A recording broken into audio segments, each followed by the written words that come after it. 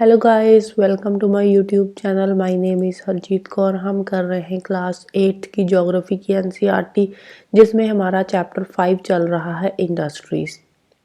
इसमें हम already industries की क्लासिफिकेशन कर चुके हैं और वर्ल्ड के मेजर इंडस्ट्रियल रीजन भी कर चुके हैं। आज हम करेंगे मेजर इंडस्ट्रीज़ की डिस्ट्रीब्यूशन। मेजर इंडस्ट्रीज़ की बात करें तो वर्ल्ड में 3 मेजर इंडस्ट्रीज़ है। एक है आयरन एंड स्टील इंडस्ट्री, दूसरी है टेक्सटाइल इंडस्ट्री और तीसरी आती है इंफॉर्मेशन टेक्नोलॉजी इंडस्ट्री। इनमें से जो आयरन एंड स्टील इंडस्ट्री है और जो टेक्सटाइल इंडस्ट्री है, ये दोनों इंडस्ट्रीज ओल्डर इंडस्ट्रीज है, बहुत पुरानी इंडस्ट्रीज है। जबकि इंफॉर्मेशन टेक्नोलॉजी इंडस्ट्री एक इमर्जिंग इंडस्ट्री है, अभी अभी नई इंडस्ट्री है। इमर्जिंग इंडस्ट्री का मतलब होता है सनराइज इंडस्ट्री। इसमें इंफॉर्मेशन आ जाती है, टेक्नोलॉजी आ जाती है, वेलनेस, हॉस्पिटैलिटी एंड नॉलेज आ जाता है। आयरन एंड स्टील इंडस्ट्रीज ज़्यादा जो है वो है जर्मनी में, US, China, Japan and Russia में है। टेक्सटाइल इंडस्ट्री की बात करें तो टेक्सटाइल इंडस्ट्री ज़्यादातर इंडिया में है, हांगकांग में है, south Korea, Japan and Taiwan में है। और इंफॉर्मेशन टेक्नोलॉजी इंडस्ट्री का मेजर हब आता है सेंट्रल कैलिफोर्निया में, सिलिकॉन वैली में, और इंडिया के बेंगलोर रीजन में आती है इंफॉर्मेशन टेक्नोलॉजी इंडस्ट्री। अब सबसे पहले आयरन एंड स्टील इंडस्ट्री को करते हैं थोड़ा डिटेल में। अब बाकी इंडस्ट्रीज की तरह जो आयरन एंड स्टील इंडस्ट्री है, इसमें भी 3 चीज़ें होती है। एक तो होता है इनपुट, फिर प्रोसेसिंग होती है और लास्ट में निकलती है output. Iron and steel industry जो है ये एक फीडर इंडस्ट्री है, एक प्राइमरी इंडस्ट्री है। मतलब कि जो आयरन एंड स्टील इंडस्ट्री के प्रोडक्ट्स है उनको हम दूसरी इंडस्ट्रीज में as a raw material use करते हैं। आयरन एंड स्टील इंडस्ट्री में इनपुट्स में रॉ मटेरियल कौन सा आता है? आयरन ओर आ जाती है, कोल एंड लाइमस्टोन, और इसके साथ साथ लेबर चाहिए होती है, कैपिटल, साइट, इंफ्रास्ट्रक्चर, ये सारी चीज़ें भी इनपुट में आ जाती है। लास्ट हमने किया था ना कि इंडस्ट्री में 3 चीज़ें होती है, एक तो इनपुट, दूसरी प्रोसेसिंग एंड थर्ड आउटपुट। तो अब जो इनपुट होती है और आउटपुट होती है ये हर एक इंडस्ट्री में अलग अलग होती है। इवन के प्रोसेसिंग भी हर एक इंडस्ट्री की अलग अलग होती है। आयरन एंड स्टील इंडस्ट्री की हमने इनपुट तो देख ली। अब प्रोसेसिंग में क्या होता है? प्रोसेसिंग में जो आयरन ओर होती है इसको हम स्टील में कन्वर्ट करते हैं, जिसमें बहुत सारी स्टेजेस आ जाती है। जो रॉ मटेरियल होता है आयरन ओर का और होती है, उसको हम ब्लास्ट फर्नेस में जा डालते हैं।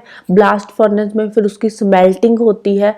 स्मेल्टिंग क्या होती है? स्मेल्टिंग में जो आयरन ओर होती है, जो भी ओर होती है, उससे मेटल को एक्सट्रैक्ट किया जाता है, उसको हीट करके बियॉन्ड द मेल्टिंग पॉइंट। तो उसमें स्मेल्टिंग होती है। स्मेल्टिंग के बाद उसको रिफाइन करा जाता है। रिफाइन करने के बाद फिर हमारे पास आउटपुट निकल कर आती है, और इसकी आउटपुट क्या होती है? आउटपुट होती है स्टील। और इस स्टील को बाकी की इंडस्ट्रीज में as a raw material use किया जाता है। और 1 टन स्टील बनाने के लिए हमें चाहिए होता है 8 टन कोयला, 4 टन आयरन ओर और 1 टन लाइमस्टोन। और इन तीनों चीज़ों को ब्लास्ट फर्नेस में डाल के जब हम गर्म करते हैं, हीट करते हैं बियॉन्ड मेल्टिंग पॉइंट, तो इससे निकल कर आती है 1 टन ऑफ स्टील। तो नीचे ये ब्लास्ट फर्नेस की भी पिक्चर दे रखी है, ये है ब्लास्ट फर्नेस। तो इसमें सारी चीज़ें डाली जाती है, आयरन और लाइमस्टोन एंड कोक, और उसके बाद इसको गर्म किया जाता है। गर्म करने के बाद फिर नीचे एक जगह पे मोल्टन आयरन बाहर आता है और दूसरी जगह पे स्लैग बाहर आ जाता है, जिससे हम आयरन ओर से स्टील बनाते हैं। ठीक है, मोल्टन आयरन एक साइड निकलता है और स्लैग एक साइड निकलता है। दोनों अलग अलग, दोनों का जो होता है निकास होता है वो अलग अलग होता है। अब जो स्टील बनती है, स्टील एक टफ मेटल है, इसको हम इजीली कोई भी शेप दे सकते हैं, कट कर सकते हैं, इसकी वायर्स वगैरह भी बना सकते हैं। स्टील की जो अलॉय होती है उसमें हम बाकी की मेटल्स यूज करके, ऐड करके, जो स्टील की अलॉय है उसमें बाकी की मेटल्स को ऐड करके हम एल्युमिनियम, निकल एंड कॉपर वगैरह भी बना सकते हैं। अब स्टील में जो अलॉय ऐड करते हैं उससे स्टील को हार्डनेस मिलती है, टफनेस मिलती है और रस्ट फ्री होती है स्टील, इसमें बाकी की मेटल्स ऐड करने से। जो स्टील है उसको मॉडर्न इंडस्ट्री की बैकबोन माना जाता है, क्योंकि हर एक चीज जो है, इवन के छोटी से छोटा टूल की भी अगर हम बात करें, मशीनरी के छोटे से छोटे पार्ट की बात करें, वो भी स्टील का बना होता है।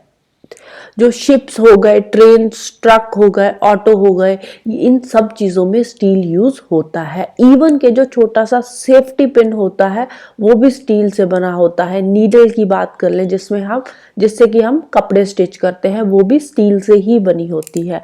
ऑयल वेल से जो हम ड्रिल करते हैं, वो जो ड्रिल मशीन होती है वो भी स्टील मशीनरी की ही बनी होती है।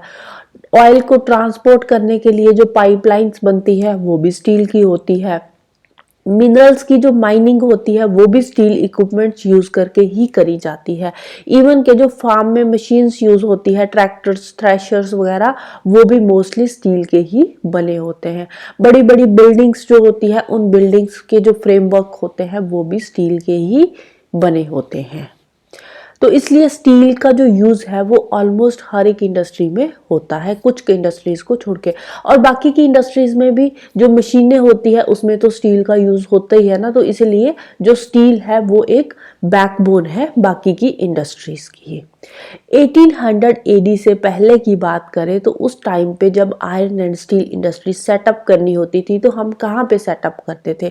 उसको सेटअप करने से पहले देखा जाता था कि रॉ मटेरियल इजीली अवेलेबल है, पावर सप्लाई कैसी है और रनिंग वाटर वहाँ पे अवेलेबल है या नहीं है। तो ये 3 चीज़ों को ध्यान में रख के हम iron and steel industry setup करते थे। जैसे कि फर्स्ट यहाँ पे दे रखा है इस पिक्चर में, जो फर्स्ट है 1800 पहले, ठीक है, यहाँ पे पानी है, ठीक है, तो रॉ मटेरियल देख लेते थे और पावर सप्लाई जहाँ पे मिल रही है वहां पे इंडस्ट्री को सेटअप कर देते थे। फिर उसके बाद आइडियल लोकेशन 1800 एडी के बाद की बात करें तो आइडियल लोकेशन अब ये लगाने लगे थे कोल फील्ड्स के पास। वो देखते थे कि आसपास कोल फील्ड्स है, कैनाल, रेलवेज वगैरह है, तो वहां पे वो इंडस्ट्री सेटअप करते थे। लेकिन 1915 के बाद फिर थोड़ी और इनकी जो चॉइसेस थी वो चेंज हो गई।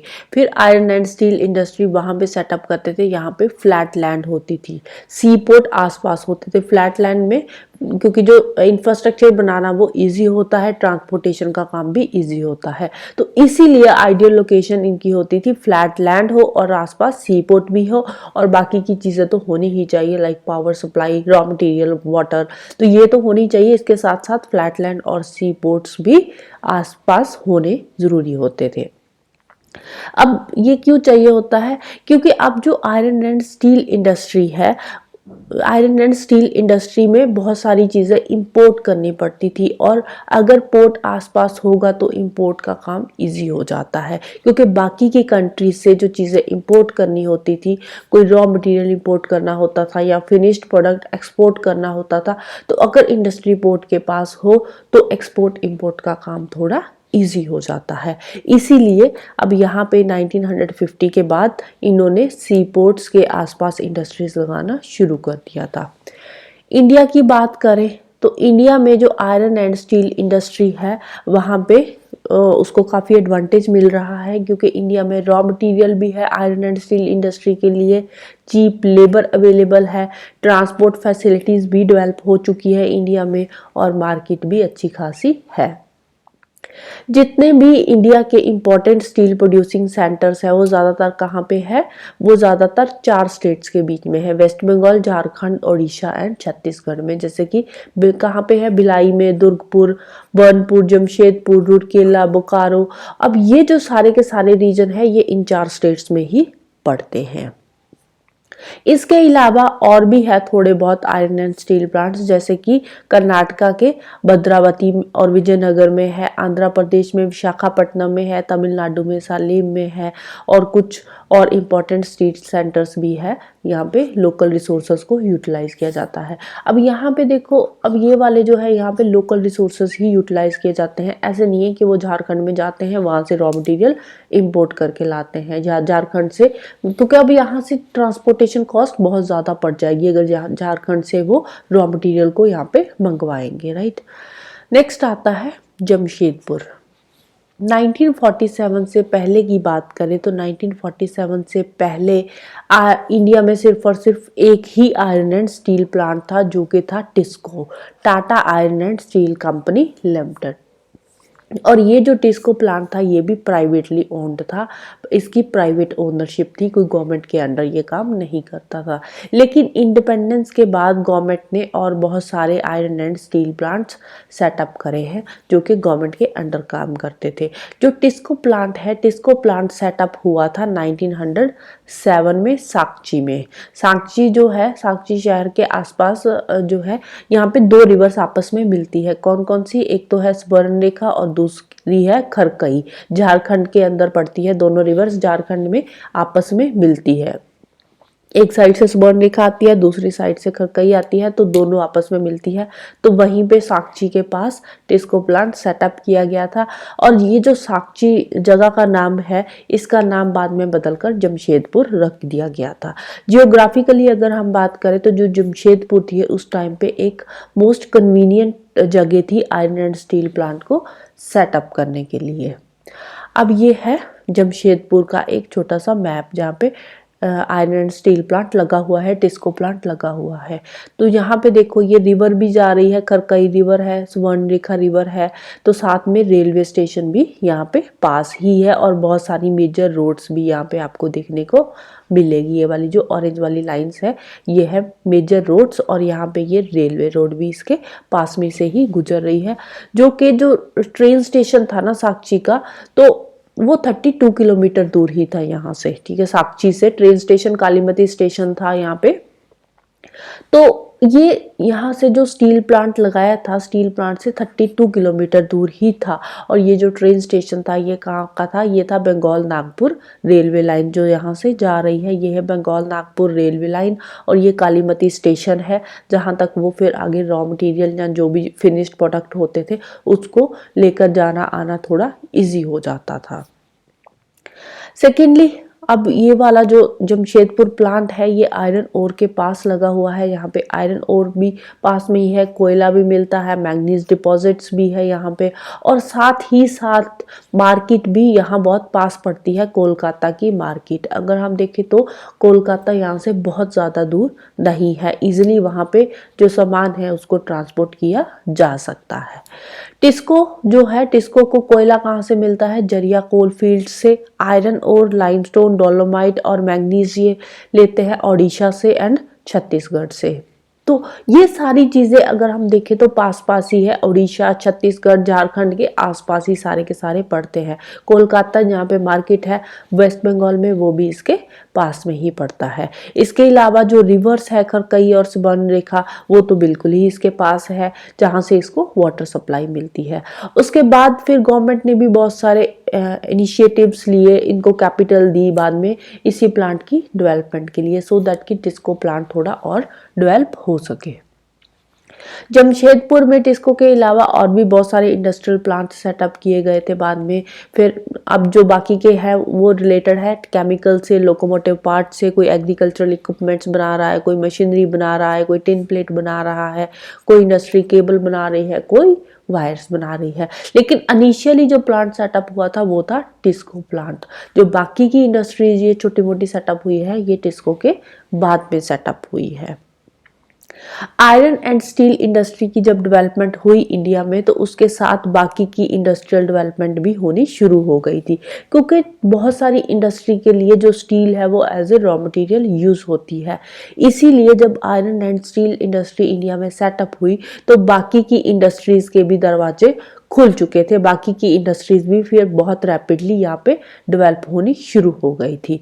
क्योंकि अब देखो जो जितने भी सेक्टर्स है, जितने भी इंडस्ट्रियल यूनिट्स है वो कहीं ना कहीं आयरन एंड स्टील इंडस्ट्री पे डिपेंड करते हैं। उनका बेसिक इंफ्रास्ट्रक्चर बनाने के लिए स्टील चाहिए होता है, उनकी मशीनरीज जो मशीन के पार्ट्स है वो बनाने के लिए भी स्टील चाहिए होता है।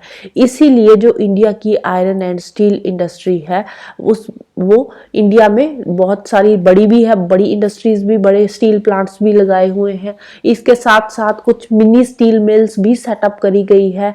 तो इसके अलावा कुछ सेकेंडरी प्रोड्यूसर्स है, कुछ रोलिंग मिल्स है, कुछ एंसिलियरी इंडस्ट्रीज भी लगाई गई है। राइट। अब ये तो थी इंडिया की एक आयरन एंड स्टील इंडस्ट्री की केस स्टडी। अब चलते हैं हम पिट्सबर्ग में। पिट्सबर्ग पड़ता है यूएसए में, यूनाइटेड स्टेट्स ऑफ अमेरिका में। अब पिट्सबर्ग की एक आयरन एंड स्टील इंडस्ट्री की हम केस स्टडी करते हैं।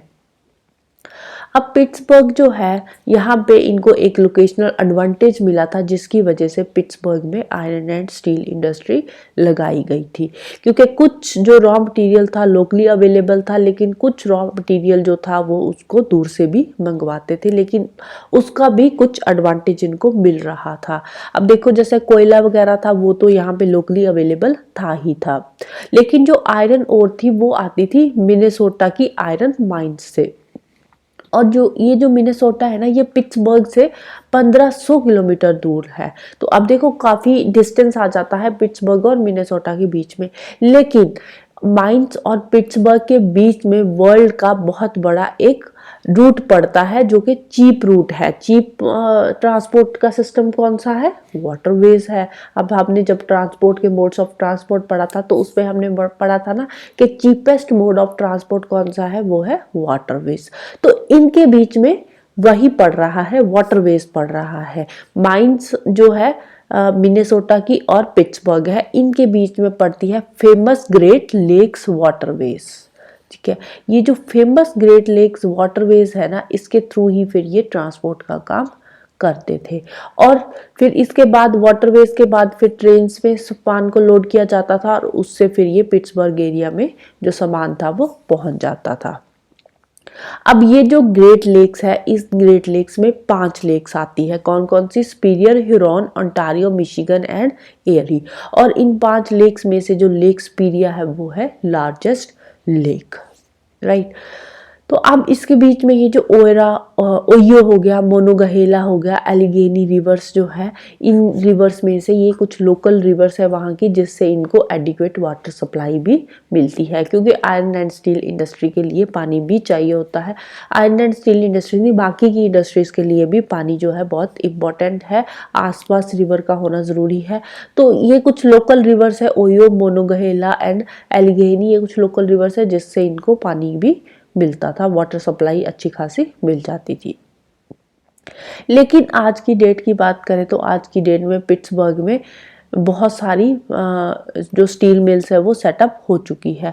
और ये जो स्टील मिल्स सेटअप हुई है ना पिट्सबर्ग में, ये ज़्यादातर स्टील मिल्स सेटअप हुई है मोनोगहेला, एलिगेनी रिवर्स की वैलीज में, जो कि पिट्सबर्ग से थोड़ा सा ऊपर पड़ती है, ओयर रिवर्स के पास में। तो वहाँ पे ये जो स्टील मिल्स है वो अभी रिसेंटली सेटअप हुई है।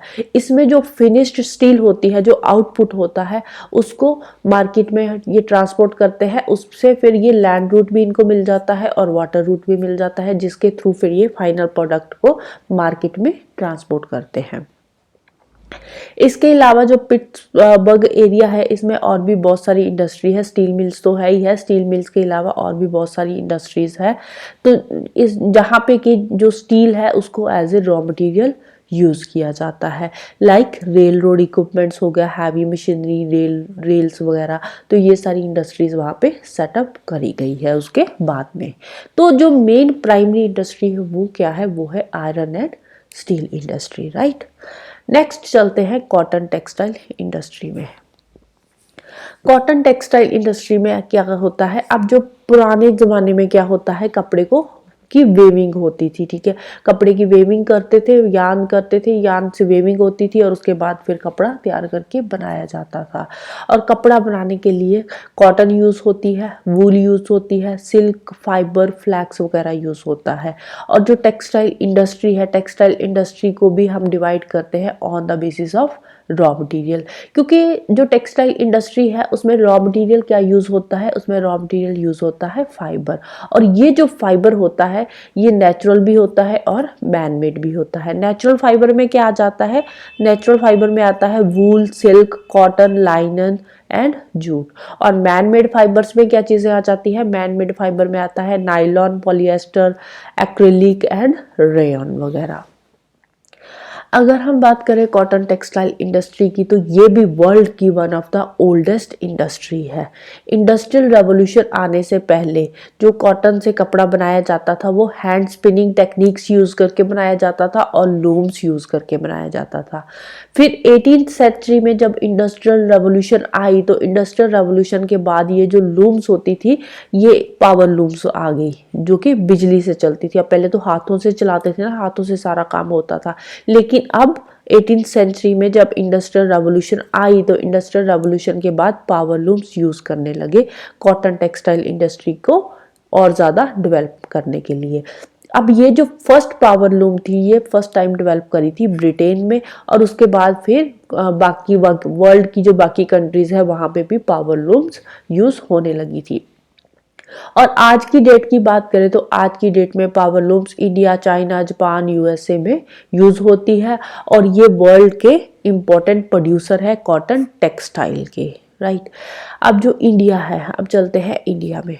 इंडिया की बात करें तो इंडिया में जो कॉटन टेक्सटाइल है वो एक्सीलेंट क्वालिटी की प्रोड्यूस होती है। इंडिया में कॉटन टेक्सटाइल की क्वालिटी बहुत अच्छी होती है। ब्रिटिश रूल के आने से पहले की अगर हम बात करें तो ब्रिटिश रूल के आने से पहले इंडिया के जो hand spun and hand woven कपड़े होते थे उसकी बहुत बड़ी मार्केट थी। ढाका का मसलिन हो गया, मसौलीपट्टनम का चिंजस हो गया, कालीकत का कालीकोज हो गया, इसके अलावा गोल्ड रॉट कॉटन, बुरहानपुर, सूरत, वडोदरा की, ये वर्ल्ड के कुछ बेस्ट क्वालिटी और डिज़ाइन के लिए फेमस थे ये वाले जो रीजन थे। लेकिन ब्रिटिशर्स आए, उसके बाद इंडस्ट्रियल रेवोल्यूशन आई, इंडस्ट्रियल रेवोल्यूशन से जो चीज़ें थी उसकी क्वालिटी भी इम्प्रूव हुई और ऊपर से चीज़ें जल्दी जल्दी बन जाती थी, ज़्यादा टाइम नहीं लगता था, चीप होती थी, तो जिसके चलते हुए इंडिया के जो हैंड वोवन कॉटन टेक्सटाइल था वो फेल हो गया। क्योंकि जो इंडिया के hand woven cotton textile products होते थे वो बहुत ही एक्सपेंसिव होते थे और टाइम कंज्यूमिंग होते थे। अब देखो हाथों से आप कोई चीज़ बना रहे हो तो उस पर टाइम तो लगेगा ही लगेगा। अगर आप टाइम दे रहे हो किसी चीज़ को तो वो चीज़ महंगी भी होएगी। तो इसीलिए जो ट्रेडिशनल कॉटन टेक्सटाइल इंडस्ट्री थी वो फिर जब इंडस्ट्रियल रेवोल्यूशन आई, इंडस्ट्रीज सेटअप हुई, तो उससे कंपैरेटिवली ये कंपटीशन फेस नहीं कर पाई और अल्टीमेटली फेल हो गई। क्योंकि जो इंडस्ट्रीज में कपड़ा बनता था वो बहुत ही चीप होता था, उसका मतलब रेट बहुत कम होता था, क्वालिटी तो अच्छी होती थी लेकिन रेट कम होता था। फैब्रिक्स जो होता था उसका वो गुड क्वालिटी का होता था, तो एक इंडस्ट्रियल यूनिट के थ्रू उसको तैयार किया जाता था। तो इसीलिए अब वो जो इतना सस्ते रेटों पे कपड़ा मार्केट में आने लगा, क्वालिटी भी अच्छी होती थी, तो उसके सामने फिर इंडिया की जो हैंडमेड कॉटन टेक्सटाइल थी, हैंड वोवन कॉटन टेक्सटाइल थी, वो कम्पीट नहीं कर पाई और अल्टीमेटली फेल हो गई। इंडिया की जो फर्स्ट कॉटन टेक्सटाइल मिल थी वो इस्टेब्लिश हुई थी कोलकाता में, फोर्ट ग्लॉस्टर में 1818 में, बट उसके बाद जल्द ही वो जो कॉटन टेक्सटाइल मिल थी वो बंद हो गई थी। और जो first successfully mechanised textile mill India में इस्टेब्लिश हुई थी वो मुंबई में हुई थी 1854 में। अब देखो जो मुंबई रीजन है वो बेस्ट है कॉटन के लिए, क्योंकि कॉटन के लिए वार्म एंड मॉइस्ट क्लाइमेट चाहिए होता था। मुंबई का वैसा ही क्लाइमेट है और आसपास में पोर्ट भी है मशीनरी इंपोर्ट करने के लिए, क्योंकि जब हम कोई भी मिल लगाएंगे, कोई फैक्ट्री लगाएंगे, तो फैक्ट्री सेटअप करने के लिए हमें चाहिए होती है मशीनरी। तो मशीनरी इंडिया में उस टाइम पे अवेलेबल नहीं थी, तो मशीनरी को इंपोर्ट करना होता था और इंपोर्ट होता था पोर्ट्स के थ्रू, वाटरवेज के थ्रू मशीनरी इंपोर्ट करते थे, और वाटरवेज के थ्रू आ रही है तो आसपास पोर्ट हो तो फिर थोड़ा इजी हो जाता था। तो इसीलिए मुंबई जो था वो बेस्ट लोकेशन थी, रॉ मटेरियल भी इजीली अवेलेबल था, स्किल्ड लेबर थी उनके पास, जिसके चलते हुए जो वो रीजन था वहाँ पे रैपिड इंडस्ट्रियल एक्सपेंशन हुई थी। इनिशियली जो इंडस्ट्री इंडिया में शुरू हुई थी तो वो महाराष्ट्र और गुजरात में शुरू हुई थी, क्योंकि यहाँ पे फेवरेबल ह्यूमिड क्लाइमेट है टेक्सटाइल इंडस्ट्री के लिए। लेकिन आज की डेट में क्या है, आज की डेट में जो ह्यूमिडिटी है उसको आर्टिफिशियली भी बनाया जाता है। और जो रॉ कॉटन होती है, रॉ कॉटन एक प्योर चीज़ है और वेट लूजिंग रॉ मटेरियल है। ऐसे नहीं है कि आज अगर कॉटन को हम कहीं जगह पे ट्रांसपोर्ट करके ले जा रहे हैं, ट्रांसपोर्टेशन में 2-3 दिन का टाइम लगेगा तो वो उसका वेट लॉस हो जाएगा, ऐसा नहीं है। अगर किसी ट्रक में 1 टन कॉटन भर के एक जगह से दूसरी जगह ले जा रहे हैं, 3 दिन बाद भी उस कॉटन को आप निकालोगे तो वो 1 टन ही निकलेगी। जैसे कि जो शुगर केन है वो वेट लूजिंग रॉ मटेरियल है, उसमें थोड़ा वेट लूज हो जाता है अगर ट्रांसपोर्टेशन में थोड़ा टाइम लग जाए तो, लेकिन कॉटन में ऐसा नहीं होता है। इसीलिए जो कॉटन इंडस्ट्री है फिर धीरे धीरे इंडिया के बाकी के पार्ट्स में भी ये सेटअप होने लगी थी, लाइक कोयम्बटूर हो गया, कानपुर, चेन्नई, अहमदाबाद, मुंबई, कोलकाता, लुधियाना, पुदुचेरी, पानीपत। तो इन जगह पे भी जो इंडस्ट्री है टेक्सटाइल वो सेटअप हो गई बाद में धीरे धीरे, लेकिन इनिशियली तो महाराष्ट्र और गुजरात के रीजन में ही इसकी शुरुआत हुई थी। और आज की डेट की बात करें तो इंडियन टेक्सटाइल इंडस्ट्री की जितनी भी प्रोडक्शन होती है, टोटल प्रोडक्शन का जो 1/3 है वो एक्सपोर्ट किया जाता है। तो इंडिया की कॉटन टेक्सटाइल इंडस्ट्री इतनी ज़्यादा डेवलप हो चुकी है, राइट। फिर नेक्स्ट चलते हैं अहमदाबाद पे। अहमदाबाद कहाँ पे आता है? गुजरात में आता है। जो साबरमती रिवर है उसके पास ही पड़ता है जो अहमदाबाद सिटी है। तो अहमदाबाद में जो फर्स्ट मिल इस्टेब्लिश हुई थी वो हुई थी 1861 में।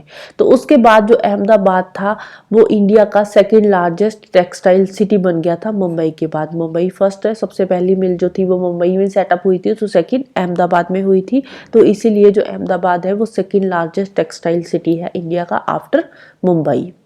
तो अहमदाबाद को फिर बाद में मैनचेस्टर ऑफ इंडिया भी बोला जाने लगा, क्योंकि यहाँ पे फेवरेबल लोकेशनल फैक्टर्स हैं। जैसे टेक्सटाइल इंडस्ट्री को सेटअप करने के लिए जो चाहिए होते हैं वो सारे के सारे फैक्टर्स अहमदाबाद में अवेलेबल है। अहमदाबाद में कॉटन ग्रोइंग एरिया भी पास में ही है, क्योंकि रॉ मटेरियल इजीली अवेलेबल होना चाहिए, तो रॉ मटेरियल भी है क्योंकि कॉटन ग्रोइंग एरिया जो है वहाँ पे आसपास में ही है। ब्लैक सॉइल चाहिए होती है जो वहाँ पे है कॉटन ग्रो करने के लिए, तो इसीलिए रॉ मटेरियल इजीली अवेलेबल है। तो सेकेंडली क्लाइमेट आता है, क्लाइमेट भी बेस्ट है वहाँ का स्पिनिंग एंड वेविंग के लिए। जगह की बात करें तो फ्लैट लैंड वहाँ पे इजीली अवेलेबल है, जहाँ पे कि मिल्स वगैरह लगानी थोड़ा जो है वो इजी हो जाती है। तीसरा जो गुजरात है वो डेंसली पॉपुलेटेड एरिया है। गुजरात और महाराष्ट्र दोनों ही डेंसली पॉपुलेटेड एरिया है, इसलिए वहाँ पे स्किल्ड और सेमी स्किल्ड लेबर दोनों ही इजिली अवेलेबल हो जाती है। स्किल्ड लेबर भी है, सेमी स्किल्ड लेबर भी वहाँ पे मिल जाती है। रेलवे नेटवर्क और रोड नेटवर्क वो भी डेवलप हुआ है वहाँ का अच्छा खासा, तो इसीलिए जो ट्रांसपोर्टेशन का काम है वो भी इजी हो जाता है। जो कंट्री के, अब देखो जो फिनिश्ड प्रोडक्ट है वो तो कंट्रीज के बाकी पार्ट्स में भी ट्रांसपोर्ट करने पड़ेंगे ना, तो फिनिश्ड प्रोडक्ट्स की ट्रांसपोर्टेशन के लिए वहाँ का रोड नेटवर्क और रेलवे नेटवर्क बेस्ट था कंट्री का उस टाइम पे। उस टाइम पे क्या, आज की डेट में भी अच्छा खासा रोड और रेलवे नेटवर्क जो है वो डेवलप हो चुका है इंडिया में। तो इसीलिए जो सामान है वो मार्केट में इजीली पहुंच जाता है। और पोर्ट की बात करें, अगर हमें कुछ मशीनरी वगैरह इंपोर्ट करनी होती है तो मुंबई पोर्ट भी अहमदाबाद के पास ही पड़ता है मशीनरी वगैरह इंपोर्ट करने के लिए और फिनिश्ड प्रोडक्ट को एक्सपोर्ट करने के लिए। लेकिन अभी रीसेंट ईयर्स की बात करें, ये तो हम बात कर रहे हैं थोड़ी पुरानी 1950s के आसपास की, लेकिन अगर हम रीसेंट ईयर्स की बात करें, 21st सेंचुरी की बात करें, तो अहमदाबाद की जो टेक्सटाइल मिल्स है उसमें बहुत सारी प्रॉब्लम्स आ रही है, जिसके चलते हुए बहुत सारी जो टेक्सटाइल मिल्स है वो बंद हो चुकी है। क्यों? क्योंकि इन्होंने खुद को अपग्रेड नहीं करा। इनकी जो मशीन्स है, जो टेक्नोलॉजी है वो पुरानी ही यूज़ कर रहे हैं, इन्होंने खुद को अपग्रेड नहीं करा, जिसके चलते हुए जहाँ की बहुत सारी टेक्सटाइल मिल्स जो है वो बंद हो चुकी है। देखो टाइम के अकॉर्डिंग अपग्रेडेशन भी ज़रूरी होती है, लेकिन इन्होंने अपग्रेड नहीं करा, जिसके चलते हुए टेक्सटाइल मिल्स इनकी बंद हो गई है। फिर नेक्स्ट चलते हैं ओसाका में। ओसाका है जापान का एक सिटी है, और ओसाका भी एक इम्पॉर्टेंट टेक्सटाइल सेंटर है जापान का, जिसको बोलते हैं मैनचेस्टर ऑफ जापान। और जापान में जो टेक्सटाइल इंडस्ट्री है ये सेटअप करी गई है वहाँ की कुछ जियोग्राफिकल फैक्टर्स की वजह से, क्योंकि ओसाका में क्या है, बहुत सारा प्लेन एरिया है जो कि इंडस्ट्री सेटअप के लिए अच्छा है, क्योंकि वहाँ पे मिल्स वगैरह फैक्ट्री इंफ्रास्ट्रक्चर डेवलप करना है तो उसके लिए प्लेन एरिया बेस्ट रहता है। वहाँ पे प्लेन एरिया है, लैंड इजीली अवेलेबल है, और जो कि कॉटन मिल्स की ग्रोथ के लिए बेस्ट है। फिर क्लाइमेट की बात करें तो वार्म एंड ह्यूमिड क्लाइमेट है स्पिनिंग वेविंग के लिए, जो कि बेस्ट क्लाइमेट है। और पानी की बात करें तो साथ में ही रिवर बहती है, रिवर योदो जिसका नाम है, जहाँ से उनको सफिशिएंट वाटर सप्लाई भी मिल को मिल जाती है। लेबर की बात करें तो लेबर भी वहाँ पे इजिली अवेलेबल है। तो जो पोर्ट फैसिलिटी है, पोर्ट फैसिलिटी भी जापान में, तो पोर्ट्स बहुत ज्यादा, जापान जो है, जापान के पास में से ही वो ओशन लगता है, तो पोर्ट फैसिलिटी भी वहाँ पे इजीली अवेलेबल हो जाती है। तो अब भी जापान जो है ना, जापान रॉ कॉटन भी इंपोर्ट करता है, ठीक है। जापान में कॉटन ग्रो नहीं होता, जितना भी रॉ मटेरियल यूज होता है कॉटन का, वो सारा का सारा इंपोर्टेड होता है। और अब देखो, रॉ कॉटन इंपोर्ट करता है तो पोर्ट तो चाहिए ही है, तो पोर्ट फैसिलिटी वहां पे अवेलेबल है, तो रॉ कॉटन जापान इंपोर्ट करता है, और जो फिनिश्ड प्रोडक्ट होते हैं टेक्सटाइल वगैरह उसको एक्सपोर्ट करता है। तो ओसाका की जो टेक्सटाइल इंडस्ट्री है वो कंप्लीटली इंपोर्टेड रॉ मटेरियल पे डिपेंड करती है। और जो रॉ मटेरियल है वो कहाँ से इंपोर्ट किया जाता है, वो इजिप्ट से इंपोर्ट होता है, कुछ इंडिया से, कुछ चाइना से, और कुछ यूएसए से इंपोर्ट होता है। और जो फिनिश्ड प्रोडक्ट होते हैं वो मोस्टली एक्सपोर्ट किए जाते हैं, ठीक है। फिनिश्ड प्रोडक्ट जितना भी कपड़ा वगैरह टेक्सटाइल बनता है उसको फिर ये ज़्यादातर इंपोर्ट ही एक्सपोर्ट ही करते हैं। रॉ मटेरियल इंपोर्ट करते हैं, फिनिश्ड प्रोडक्ट एक्सपोर्ट करते हैं। तो अब यहाँ का जो टेक्सटाइल होता है ना वो गुड क्वालिटी का होता है, इसीलिए इनकी अच्छी खासी वर्ल्ड में मार्केट है, इनके जो कपड़े होते हैं।